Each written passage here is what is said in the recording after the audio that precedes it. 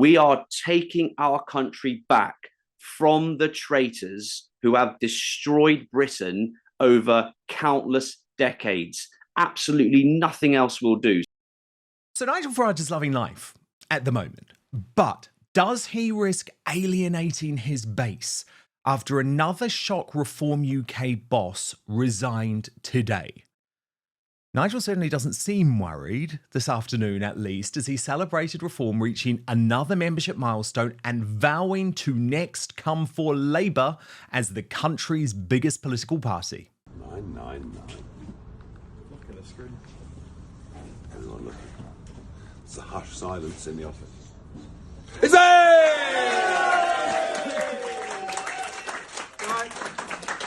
Very good. Enough of that. Back to work. Back to work. Meanwhile, 50 years since Margaret Thatcher became Tory leader, hopes that Kemi Badenoch could be a second Iron Lady seem far-fetched at best. She's been reduced to making cheap sex slurs against Mr. Farage with her few remaining supportive MSM journalists at the Daily Tea. Nigel Farage has said that he wants to destroy the Conservative Party. I can't just treat it like it's a toy and have pacts and mergers. If you get into bed with Farage, you know, heaven forbid the image. We are done with your party. But if Kemi had been reading The Telegraph, she'd realise that even its sound star columnists like Tim Stanley now acknowledge the Tories have no God-given right to govern. And her decision to describe a deal with Reform UK as for the birds hasn't gone down well with that shrewd reader of British Public Mood, former Sun editor Kelvin Mackenzie, who posted on X, Kemi Badenoch has signed her own death warrant when she told The Telegraph a pact with Reform was for the birds. She believed a deal would drive away Conservatives who, quote, did not want to get into bed with Farage. She's wrong. Nobody wants a merger, but they do want an accommodation. Kemi won't deliver that. She has to go. And I think Kemi has to go for a whole load of reasons. I mean, even her decision to take a leaf out of Trump's playbook by appearing on new media platforms has failed thus far. Because I watched her interview on trigonometry at the weekend, and it was a car crash. So look, I am going to invite Ms. Badenoch to Outspoken, and then let's see if she is really prepared to get down and dirty in the independent media space. I'm doubtful she'll show, but she should. Because at the moment, Reform are making all the running on social media, like this from its MP, James McMurdoch. Right, I haven't done this before, but I want to show you my reaction to something because it's absolutely killed me. So one of the guys from the team's just come in and said, oh, Kemi Badenoch's just come out with a brand new book. Have you seen it? I said, no, pass it to me, pass it to me. So he's passed it to me. Here it is. I flicked through it. It's completely blank. So I thought that was genius. You know, there's a lot of talent in the team. There's a lot of good spirits. I mean, we've got a hell of a job to do, and 2029 seems like forever away, but there's a lot of good humour as well with the effort and with the desire to improve the country. So I love that. I thought I'd share my reaction. Anyway, have a great day. So look, they're having fun. They're having fun. And actually, that's the sort of stunt that Kemi Badenoch should be pulling. And the public opinion is clear. YouGov shows Reform polling its highest ever today, prompting calls for the Tories to stand down in all working class areas. Look at that. Reform up 1 to 26, Labour down, Labour up 1 to 25, and the Conservatives on 21. But there is a but. There is a but. Today saw Reform hit by another resignation of a grassroots star, Joe Brest, the chairman for South Derbyshire, over the professionalisation of the party. Watch. My name is Job West, and I'm the Reform UK chairman for South Derbyshire, and I'm going to resign my position. I'm going to do so because I do not have confidence in the leadership of Nigel Farage or the chairmanship of Zia Yusuf. I don't think either one of them really understands what Reform UK means to an awful lot of people. People like myself hoped that Reform UK would be a grassroots, people-led party, from the bottom up. But as the months have gone by, I can see that this professionalisation drive really means that Nigel and Zia seem to be intent on turning Reform UK into Conservative Party 2.0. The professionalisation of the party is, as far as I'm concerned, the Toryisation of the party. And then another video today, and I want you to be the judge about this because I actually struggle to believe Nigel has said what he is being accused of.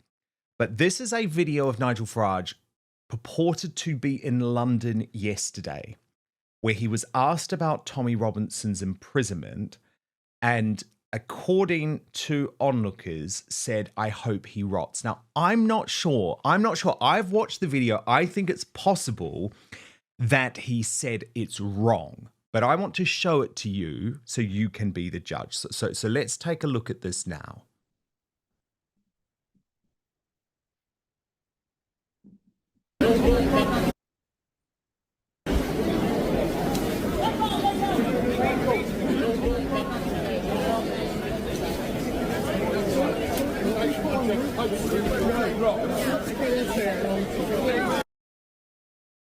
I'm really not sure. I think it's more likely that Nigel said it's wrong, because that is what he did say in the Standard interview. But I will ask the question, of course. There were actually 3 answers from Farage in that Standard interview that I wanted to share with you. So the first was excellent. He was asked, "What do the Conservatives stand for now?" And he replied, "I have no idea. I've no idea what purpose they serve. They're divided to. Kemi will last a year or 18 months. Her biggest problem is leading a divided party. She's just continuity, Kemi. It's the same old party. What did she do when she was Women and Equalities Minister? Did she mention grooming gangs once? No, not once." But then there were 2 final questions, which I thought raised some issues. So he was asked what was the worst aspect of the city, referring to London. And Nigel replied that parts of it are unrecognisable as being English, and the fact we've allowed these enclaves to set up with no interaction with people who have been here for generations. So far, so good, right? But Dylan Jones, the interviewer for The Standard, asks, "Come on, you might be able to stop the influx, but you won't be able to change those communities." And Nigel replied, "What's done is done." Now, not everyone is going to agree with that defeatist approach. So on that note, let me bring in UKIP's new leader, Nick Tenconi, for today's uncancelled interview. But first, attention, all the proud, the bold, and the beautifully bald. It's time to elevate your grooming game with the Manscaped Dome Shaver Plus. Designed for precision, comfort, and a flawless finish, this shaver is the ultimate tool for keeping your dome as smooth as your best pickup lines. Whether you're maintaining a sleek style or embracing the shine with confidence, the Dome Shaver Plus has you covered. So head on over to manscaped.com and join the over 11 million men worldwide, including me, who trust Manscaped. You use the code Outspoken at checkout. You'll receive 20% off your entire order and free shipping. But let me tell you about the Dome Shaver Plus. This is an electric shaver that adapts to your head's contours for a smooth shave without the mess and hassle of traditional shaving. So 4 stainless steel skin-safe rotary blades reduce nicks and cuts to deliver a perfectly bald look without uneven hair patches. Now, if you're buying for your husband or your boyfriend or your brother or your son, this is perfect because it has flex adjust technology, meaning that every blade stays perfectly close to his scalp for a precise finish. And the powerful 8,000 RPM motor delivers effortless shaving performance with less strokes and irritation. Plus, a long-lasting rechargeable battery has up to 60 minutes of runtime. When a charge is needed, you can save time with the 10-minute quick change option. Because the Dome Shaver Plus is waterproof, you can enjoy wet or dry operation too. And the Dome Shaver Plus is ergonomically designed to fit comfortably into your hand and effortlessly navigate every curve of your scalp. With a magnetic blade, pad and hair chamber, cleanup is a breeze, making sure your Dome Shaver Plus stays fresh and ready to deliver a smooth shave every time you need it. Grab the Dome Shaver Plus by the handle or palm the blade pad and glide it across your head like you're sweeping away last year's regrets. So go to manscaped.com using the code Outspoken for free shipping and a whopping 20% discount on your entire order. Get the Dome Shaver Plus today and experience a shave that is as smooth as you deserve. But now back to the show. Nick, firstly, congratulations. The new permanent leader of UKIP, Nigel Farage's former party, of course. I'm sure you're delighted. Hi, Dan. As always, thank you so much for having me on. I am absolutely delighted. I am truly, truly blessed to be in this position. What a journey it's been over the last 4 years. And here we are. We're taking our country back. And I'm glad you just mentioned about Nigel's tweet, which I believe was yesterday. What's done is done. You're wrong, Nigel, and you're not fit for purpose. What's done isn't done. We're going to undo it, re-engineer society. We're sending them home. We're taking our country back. Shameful. And this is the big difference, right? This is the fundamental difference, I guess, between your leadership and Nigel Farage's leadership. So he believes that the demographic change to the country is probably locked in. He believes it's going to be necessary to have a strong Muslim vote for Reform UK. So it doesn't look like he is going to campaign against Islam. And you're saying, actually, that's not good enough. Yeah, so item one is there's a suspected 1.2 million who shouldn't be on British soil. So you've got your foreign nationals in our jails, deported. You've got your 100,000 illegals in our hotels, deported. You've got your 39,000 Islamists on MI5's terror watch list out of the 45,000 deported. So you've got your low-hanging fruit, i.e. we know where these people are. You've got your people on visas claiming welfare, deported. Obviously, close the borders, release the armed military into the channel, end immigration, close the borders, start encouraging our grassroots, Gen Alpha, Gen Z, and what's left of the millennials who are yet to start a family to actually start having children, to get married and actually live a happy life. So that's part of it. And then, of course, you've got the wider piece around remigration. So let's take what Nigel's saying. What's done is done. So again, there's that liberal mindset, live and let live. Don't upset the Conservative Party too much because we can't go anywhere without them. Reform might have the momentum. They might have the 25% in the polls. We get obsessed and bogged down with polls. Ultimately, the Tories hold the key in terms of the uni party. They hold the key. They're not in power. Doesn't matter. They still hold the key. Nigel knows that. Nothing can break that unless you return a majority. Reform aren't going to do that. So we've got this liberal, continual, never-ending appeasement and complacency. And what's done is done. I love that. That's brilliant. Why would you ever say that, Nigel? I'm going to use that an awful lot. Pandering to the Islamic vote. Again, what's done is done. These people are our friends. Well, yeah, there are good people from all walks of life and faiths, but to en masse cuck and to bend the knee and to go out of your way to both say that, use that rhetoric and to instill a Muslim chairman. You mentioned the differences. There are many, Dan. We're offering the British people a referendum on the death penalty. We're talking about mass deportations. We all know that it's 3 to 5 million, but it probably goes north of 10 million. And we're also going to devolve the Welsh and Scottish and Northern Ireland parliaments. And then there's just the small issue of the fact that I would never install a Muslim into high command because we're a Christian country and we're putting Christianity back into the heart of government. So huge differences, differentiators and USPs between UKIP and Reform. So you've seen in my digest, Joe Rest, the chairman for South Derbyshire quitting Reform UK, is he the type of bloke that you would say, come on over, join UKIP?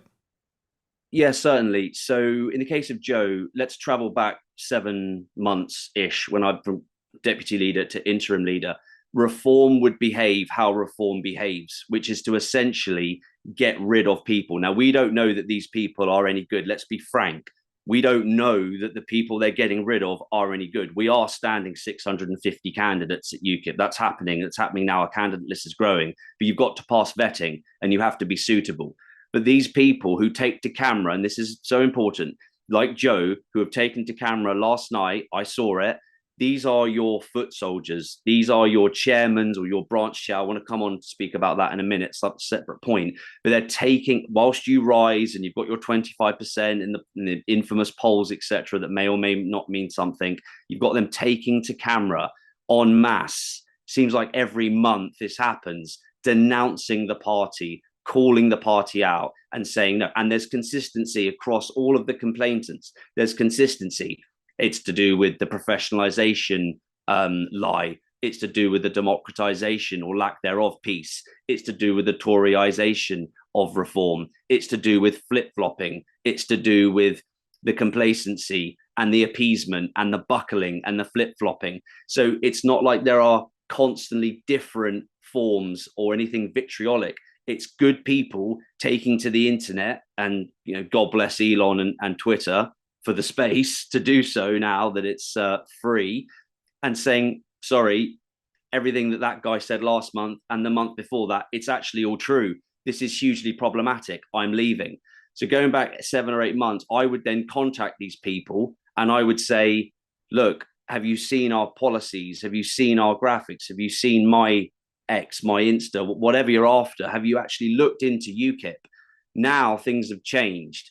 My message remains that my hand is extended to good people who put their hope and faith in Reform, who have further been downtrodden, who have further been betrayed. Once again, we absolutely have to stop this, because morale, momentum, and will, even though the tide is turning, very true, it is at an all-time low. So my hand remains extended. I'm no longer chasing these people. UKIP is rising. It's time to get in touch with me or with the party. Then there's the other big difference, I guess, is Tommy Robinson. Although there's also a split within Reform UK over this, with Rupert Lowe speaking positively about Tommy Robinson, even in mainstream media interviews now. And Rupert is definitely taking, I guess, a more aggressive position. I mean, look at this post from him on X yesterday with that shot of Whitechapel Station and saying, this is London, the station name should be in English and English only. And it feels like he is Elon Musk's choice. So where do you stand on this split between Rupert Lowe and Nigel Farage? And for example, would you consider some sort of deal if Rupert Lowe was Reform UK leader, and if Rupert Lowe was saying, actually, Tommy Robinson supporters are welcome in the party? So what I definitely understand about Rupert and all of the Rupert Lowes of the world is that my understanding is that they're very, very rich, potentially multimillionaire, I don't know, very rich men who dress the same, look the same, and speak the same. Britain has been betrayed so very badly for so many decades. It's time for something new. I'm not going to use words like fresh, different. It's time for something new, something we haven't had before, something that would make Margaret Thatcher look weak and incompetent. We need something radical, brand new. And when I hear Rupert speak, you mentioned about Tommy's, about the support for Tommy and the fractures within Reform. It's just a mess. It's an absolute mess. There are no fractures at UKIP. Problems are going to come up. Of course they do. We'll deal with them. But there are no fractures. It's about ideology and it's about vision from high command. And that vision and that ideology from high command, which is Zia Yusuf and Nigel Farage, that's not going anywhere, ever. So the predicate is then, well, what if it were to change? If it were to change, I say this: no mercy, no diplomacy, and no surrender shown to anyone in high command on the right they're nowhere near where we are on the right. No mercy, no diplomacy, and no surrender shown to both the establishment and those who are trying to become part of the establishment. Any sign of flip-flopping, any sign of appeasement, any sign of coalescing, any sign of renegading, anything which isn't radical. We are taking our country back from the traitors who have destroyed Britain over countless decades. Absolutely nothing else will do. So let's say Rupert goes in. It's never going to happen, but let's discuss it. Okay, does it change anything? Well, if reform become utterly radical and they promise to deliver justice back to the British people, then I guess if Rupert is instilled as leader, then there's a conversation to be had. And I'm happy to talk about what I deem to be what is unifying the right and the efforts that I'm taking to do that. Whereas reform showed last summer no mercy whatsoever to the British public and to good blue-blooded Conservatives who didn't deserve to be unseated. Of course, it's the official party line. Okay. Those conversations can happen. And what about conversations with Tommy Robinson? Is there any possibility of him joining UKIP? Yeah, certainly. So that part is far easier to explain, but it's important to embellish when it comes to reform so voters know where they stand. With Tommy, it takes 10 seconds. The hand is extended to Tommy. He is welcome to join the party. I want him to stand in 2029. Tommy Robinson is a hero. Under a UKIP government, he would be knighted for the journalistic work, activist work that he's done in exposing the paedophile Pakistani grooming gangs. He's a hero. He'd get a knighthood. And we want him to jump on the team for the big win. And do you know if he wants it? Does he want it? Is he considering it? So that's a separate conversation, which is, again, very easy to explain. I've done all the necessary diligence and put all the necessary work in to say thank you to him, first of all. Obviously, I've not yet met him, but made sure he understands there's an awful lot of love and harmony there. And it's totally understood that he wants to focus on his media career as an activist and as a journalist, going forward. And I respect that entirely. Okay, good. That is very clear. Thank you so much for watching Dan Wootton Outspoken. Please click on my face just to the bottom left to subscribe to this brand new independent news source and turn on the notification bell so you'll be alerted to our brand new live shows, uncancelled interviews, and special royal episodes. Outspoken is also now available as a podcast, so you can listen to the show every weekday on the go, wherever you are.